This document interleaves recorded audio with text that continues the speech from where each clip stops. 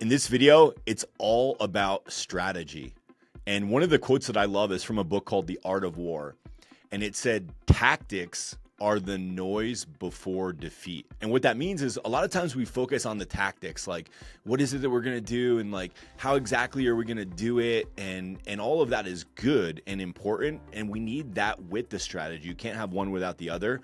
But this video specifically is about your strategy and whether or not you actually have a strategy when it comes to marketing for your real estate business. So stay tuned and I'll see you at the end. Okay, so at this point, I'm gonna assume that you already have a strong mindset about marketing and you've gone and done the research about your market. So you know what your demographics are. Once you've done those two things, you're now ready to dive in and figure out what is your market niche. And when it comes to market niche, I love this saying, and I don't know exactly where it started or who said it. There's now books out with this title, but it says the riches are in the niches. And I think a lot of times we want to be all inclusive and we want to, take this one size will fit everybody approach, and we don't want to leave anybody out because that could be a potential sale for us, right? Well, wrong. What we really need to do is we really need to become known for something, and we really need to focus in on a niche in our marketplace. And, I think about it like this. Would you rather be spitting in an ocean or stomping in a puddle? Because if you spit in an ocean, nobody's gonna notice. You're not gonna make any impact. You're not gonna have any dent in that. But if you're stomping in a puddle, it's gonna be known to everybody around you. And that's how you wanna think about your marketing. You wanna have enough presence within your niche, and you want your niche to be the right size for you so that you can be that King Kong stomping in a puddle instead of just spitting in an ocean where nobody's gonna notice you. And when you're picking your niche, you wanna use the market research approach. You wanna identify who is your ideal customer within that niche. Really figure out who that is. Write a paragraph about who that person would be. Even put a name to it. You could be like, it's so specific that I want to help Joe and Sally who have a home to sell in this price range, and they're thinking about selling that home to move up to this next price range, and they've never sold their home before, so they're a little bit nervous about that process and what that's gonna mean, and how are they gonna juggle, getting out of this home and into a new home, and where is that new home gonna be, and why do Sally and Joe wanna move into a new home? What's happening in their life that this home that they're in is no longer meeting their needs, and what are they trying to accomplish with this move? Both from a feeling, from how it's going to impact their family, maybe the schools. The more crystal clear you can get about that story, the better your marketing is going to become. So figure out who your ideal customer is. Then you can develop a USP, which is known as a unique selling proposition that's dialed in directly to them and speaks to that niche. Then you're going to decide on your medium or your method of communication to getting that message, that USP, out to that specific set of people. And then you're gonna plan and execute your strategy. So let me give you a couple examples here. These are just some random examples of different niches that you could pursue. First-time home buyers, move-up buyers, luxury buyers, first-time sellers, like in that story there. So in that story, that was an example of a niche that was really talking to a first-time seller and a move-up buyer. They were both in that niche. Community-specific niches. So maybe there's a big community that's very popular in your neighborhood, and let's just say it has 1,000 homes. Like you could have a niche that's just that community, and you could try to become the expert of that community, and all your marketing could be focused on being the expert in that community and helping buyers and sellers within that community. Then you have city neighborhood specific, luxury home buyers, luxury sellers. You could have a niche with investors, and you could just work with investors, and you could go to all the local investor meetings and the REITs and the meetups, and you could focus on investors and what their special needs are as an investor and what they're looking for in an agent. You could also focus in the second home market. I got a friend that does that right now very well. He's in a second home market. A lot of people are buying in there. Second homes at the beaches, investment properties, that kind of thing. And he specializes in that market and does very well with it. So these are just some examples. Sometimes people look at a list like this and they're like, well, if I'm going to pick a niche, I'm going to pick luxury buyers or luxury sellers because, hey, if I'm going to do it, I might as well do it with the highest price, right? And I would just say, pick a niche that's authentic to you. Because it might sound good to go and say, I'm gonna work with luxury buyers or luxury sellers. But if that's not your world and that's not a world that you really wanna be in, for example, if you're gonna go after luxury buyers and sellers, but you don't have any intention of joining the country club or like attending activities and events at the country club, and it's a golf course country club and you don't play golf, it's gonna be very hard for you to connect with that niche. I think there's an element of authenticity that needs to be at play here if you're gonna go after a niche and really pursue something that needs to be authentic and in alignment with who you are as a person as well. So maybe a better niche for you would be move-up buyers. Maybe that's the stage of life that you're in and you can really relate to those people and they're already around you. Also, keep in mind that while some of these niches might reflect a higher or lower price point, also, if you do the demographics and you do the market research, what you'll also find is that some of these niches move faster than others too. So maybe your luxury niche, the average days on market is 4 months, but your first time buyer niche, the average days on the market is 7 days.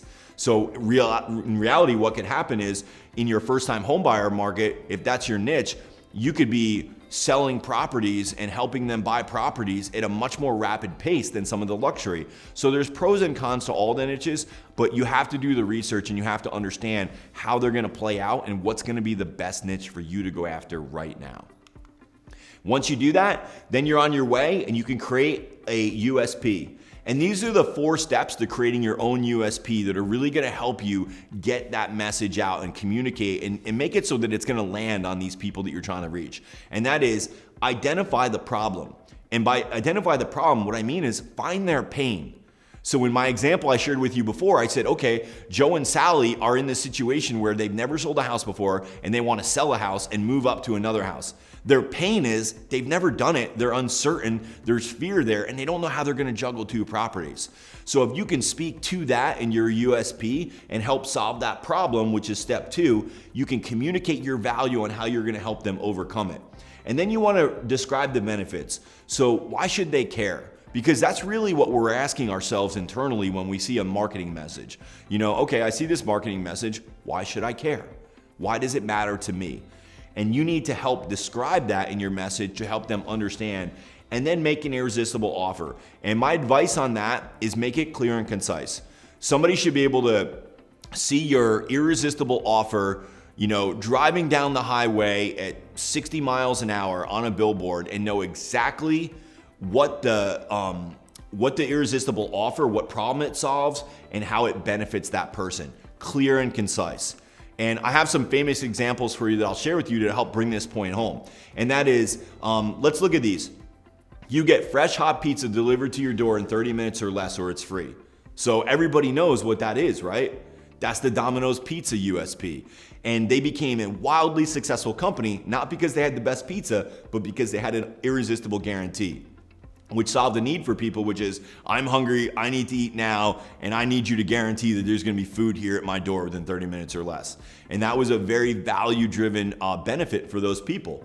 Or how about this one? Milk chocolate melts in your mouth, not in your hand. Everybody knows that's M&M's. Because that's a great USP. When you had the candy, you're like, I want it to melt in my mouth. And people could start to visualize themselves in that story and eating candy and all that and all the memories that came with it. So it was a very effective USP. Or a diamond is forever. That comes from De Beers. And these are just well-known, you could ask anybody on the street and they've heard these USPs before because they're so good. Now, famous USP examples in real estate are your home sold or I'll buy it. That was pioneered early on by Craig Proctor, and tons of people around the country to this day still successfully use that USP. And it solves a problem for people. I guarantee I'll sell your home or I'll buy it. So it's done, it's guaranteed. Or we buy ugly houses. That speaks to somebody maybe who inherited a property, or they have a property that's run down and they don't think anybody would want it, but they have to get out of it. There's some need there. There's a distressed environment potentially, and we need to get rid of these houses. Well, great, they solve that need, and they really cater to that investor market. Hey, we want those distressed properties. We want those ugly houses because the ugly houses have an opportunity for us to make some money on the margin of making them pretty.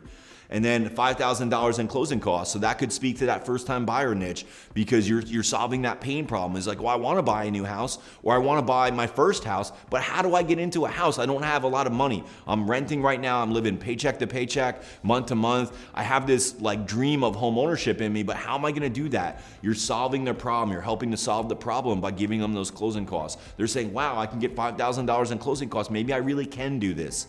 So these are just some examples of USPs. Now for your exercise, what I want you to do is figure out what niche or niches are you going to commit to? What's gonna be your thing? Like thinking about the next 12 months, like what's an area where you're 100% committed to serving a specific niche? And then what are the demographics for that niche? Do your research. If your niche is gonna be a specific community, take that market research we talked about earlier and drill it down to that community. Because what you may find in doing that is maybe there's a few communities that you're looking at and you're like, okay, well, I'm thinking about this community and let's say the average sale price in that community is $500,000. That sounds great, right? But if there's only 100 homes and the turnover rate's only 2%, that might not be a good niche that's worthwhile because you can market to that niche all year long and still get no sales from it. But if there's another community over here and they have 1,000 homes and the average sale price is $300,000 and the turnover rate's 12%, well, that could be a great opportunity for you. So make sure you do the demographics on your niche, do the research. And then what is your USP to that specific niche gonna be?